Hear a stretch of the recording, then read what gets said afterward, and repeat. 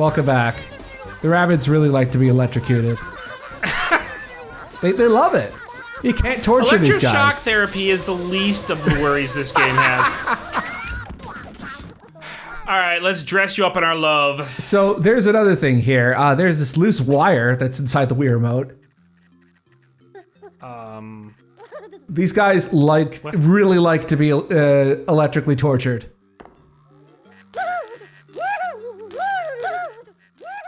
These guys are made for perfect secret agents. You can't get any information out of them because every time you torture them, they find it's very funny. I mean, Peggy 7 ratings, folks. We just shocked a rabbit's balls. This game also has some secret unlockable costumes, which I suspect were originally supposed to be pre-orders. Lots of different ones. Anyway, let's dress this guy up as a Best Buy Geek Squad member.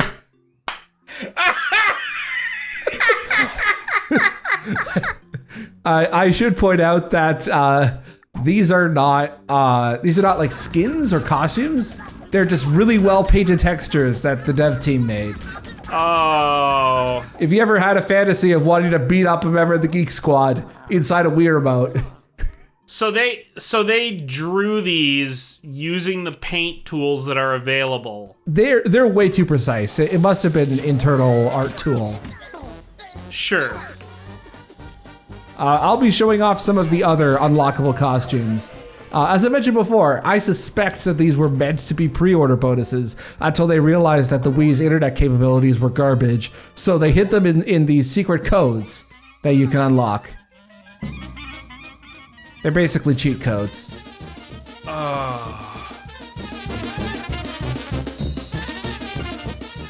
And most of them are just other characters from other Ubisoft properties, aside from the Best Buy one.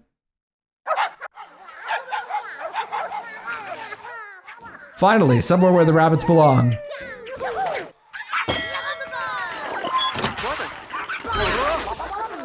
Took my badge.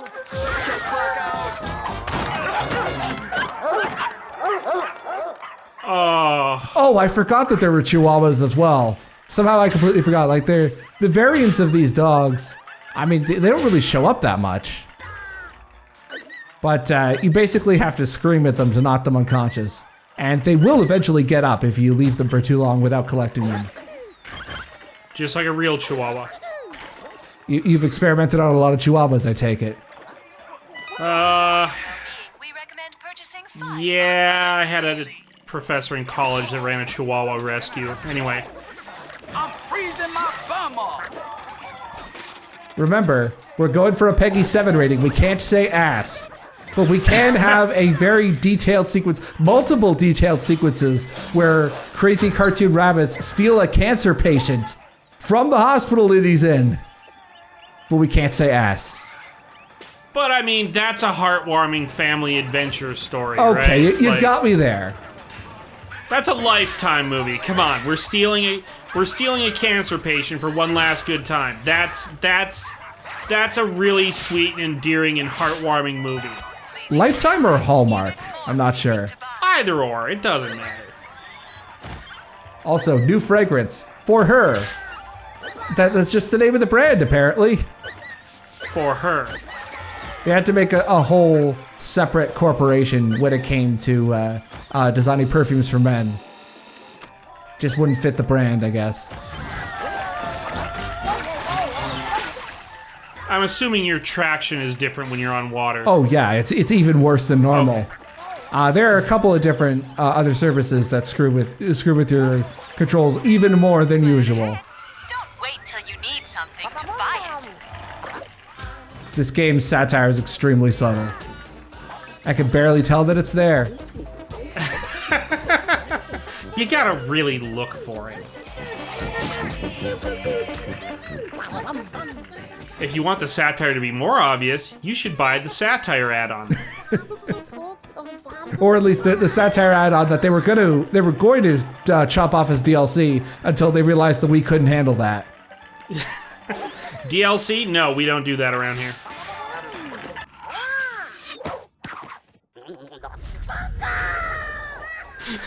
This is a video that Roy accidentally saw before recording, but it's actually, he thought it was a commercial. It's actually just a cutscene from the game. I wanted to know if there was actually a Capri Sun tie-in commercial, and I clicked on it and I immediately went, this looks too crappy to actually air on TV. Count on everything you'll never need. Store-wide. Bravo.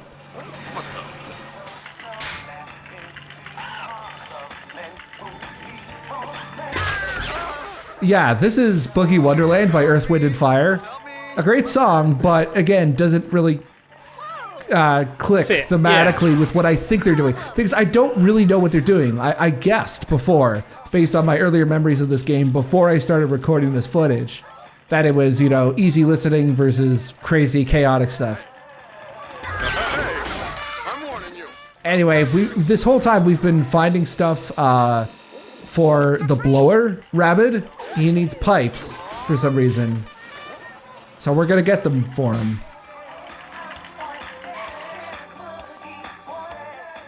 I'm sorry, Earth, Wind, and Fire.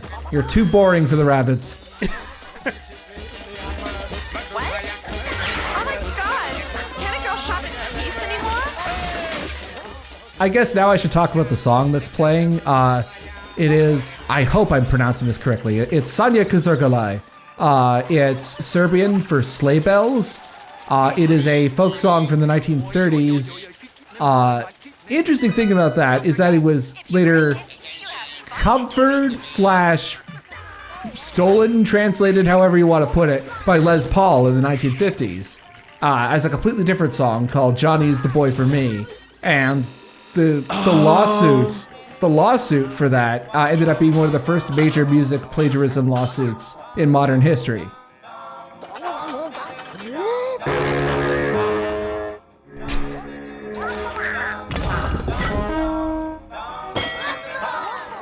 Yeah, so now that we have our makeshift didgeridoo, we've satisfied the blower rabbit.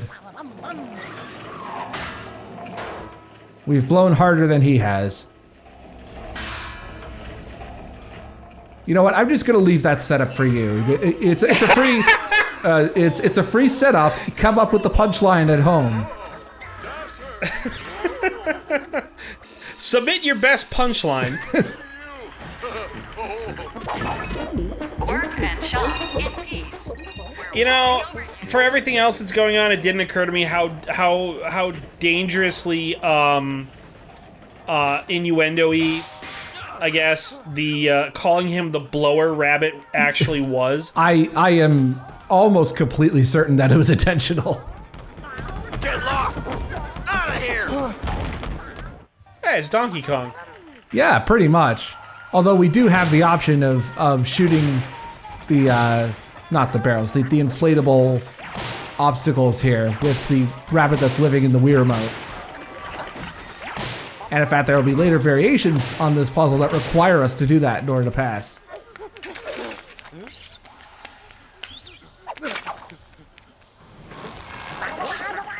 That wasn't ominous. That is a brief foreshadowing for a new enemy type that we'll be seeing in just a bit here.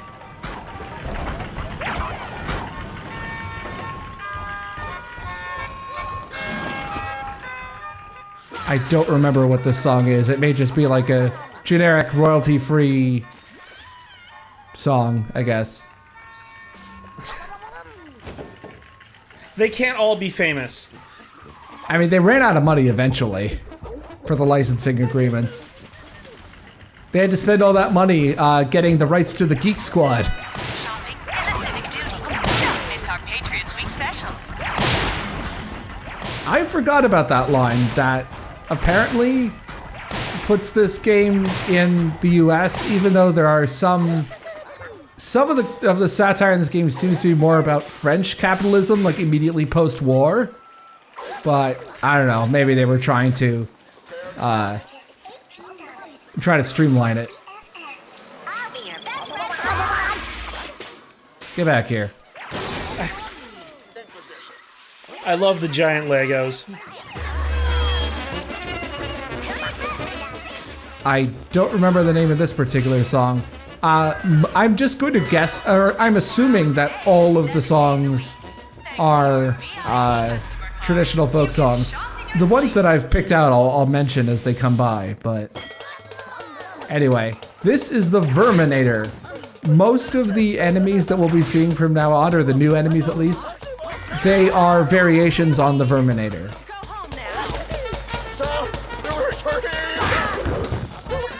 It's a dude in a sumo suit.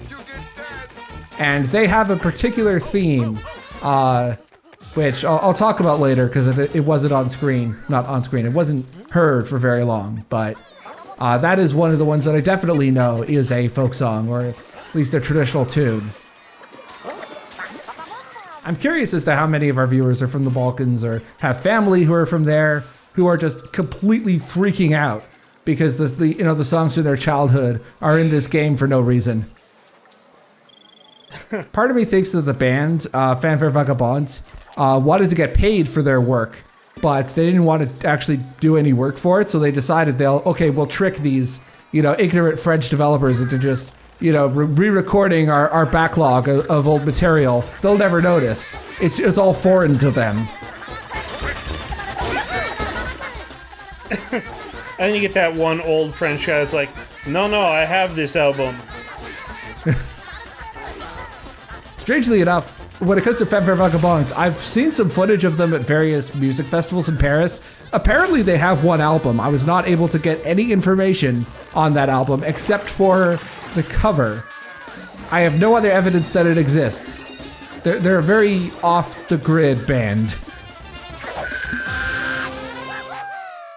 I feel like they're the Balkan equivalent of Chicago. Everyone knows the songs, but nobody knows who did them.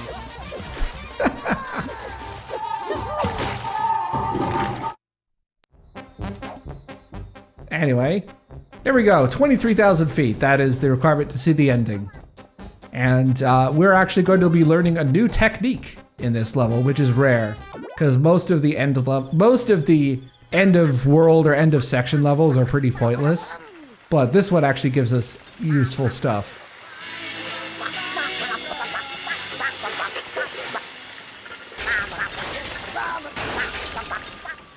And it's also one of the few that has continuity with the extra large stuff that we had there. That's a lifeguard tower, I think. Either that or it's it's a diving not a diving board, but a diving apparatus.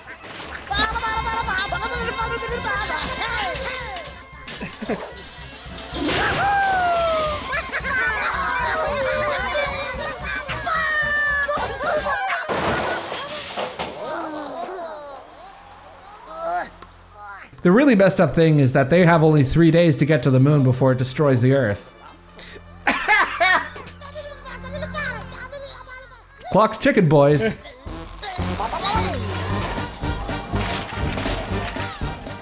Yeah, Sonya Kazurgalai seems to be like what the default theme for the Rabbids in this game. Yeah, there we go. Some fun times with the band. You can see also there's that one Rabbid that has a clarinet. For whatever reason, Truba bands or Balkan brass bands, they're primarily brass, as the name suggests, but they usually have a clarinet lead. Basically, the idea is that you're dealing with Serbian military bands as well as Roma groups. You want instruments that are portable, stuff you can take with you. You don't see a lot of piano in that. So this is the new move. We're basically learning the Mario Kart dash. And it's something that makes the game a lot easier to navigate. The flaming skid. I'm forgetting the name of it. It's like snaking from Mario Kart DS. Okay. So you build up speed by moving at a straight pace. You can almost treat it the same way you would as the dashing mechanics in Mario Kart, where if you're good enough, you can sort of wiggle back and forth to build up the sparks and then dash.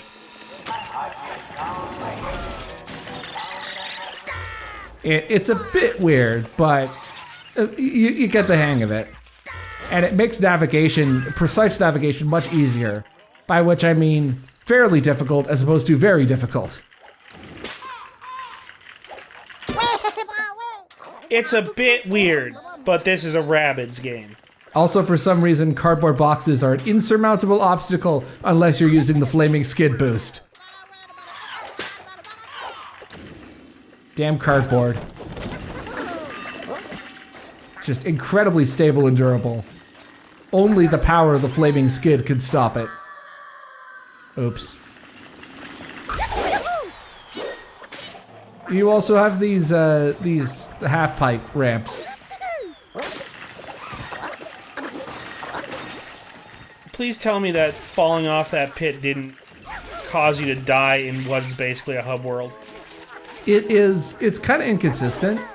More so in the way that it's inconsistent in terms of what stuff it keeps.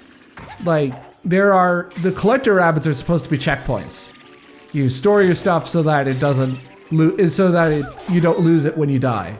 It's one of the many reasons why 100%ing this game is a hellish nightmare, and I do not recommend it to my worst enemies. There are levels later on with no collector rabbits that will give you checkpoints give checkpoints in the middle of a level, but you won't be able to save any of your stuff. You have to do a clean run from start to finish. Ugh. Anyway, now that I've brought up the Balkan Brass part of this game, I guess I should give out some recommendations. If anyone is interested in this kind of music, I recommend Fanfare Chocolea. They're probably one of the more mainstream, accessible bands of this type. They've done a lot of pop song covers in the Balkan Brass style, and also you will probably know them best in the first Borat movie. They did a cover of Steppenwolf's "Born to Be Wild." Oh, I do remember that. Yeah, that is Fanfare Chocolea. That is. I'm not going to spell it out for you because I'm going to show it on screen right now. The other group I would recommend, they're not as traditional, but they're really good, is Lemon Bucket Orchestra. That's orchestra with a K. These guys are just completely fucking insane. They identify their music as being like a hybrid of several different genres. So you have Roman peasant music, Balkan brass, klezmer, bunch of other things, and they go at a much faster tempo than is normal for tuba or Balkan brass. And I would really recommend their first album, Lume Lume, which is excellent. Although probably don't listen to it in a single sitting, because their songs can get very exhausting after a while. Yeah, it's the double-edged sword when it comes to their style. And I'm sure there are some other recommendations. I'm very tired right now. So, but yeah, the world of Balkan brass is very interesting. It's a type of music you don't see a lot in media in general. And I'm glad that it was included in the game. It is a very good tonal fit for the characters. Yeah, certainly a lot better than the other licensed music that was used in previous Rabbids games. I remember in particular there was the dancing minigame that had a lot of licensed music in it in the first Rayman Raving Rabbids. Hip Hop Hooray was probably the best choice for that, but yeah, it was weird. It was not a very well fleshed out rhythm minigame. So a lot of the mini games were kind of bad in that first Rabbids game, and there will be some terrible mini games that we'll have to deal with later in Rabbids Go Home. But for the most part, it's pretty solid platforming, I guess is what you call it. This is a game that defies genre conventions because it's doing little bits of a bunch of other kind of genre types.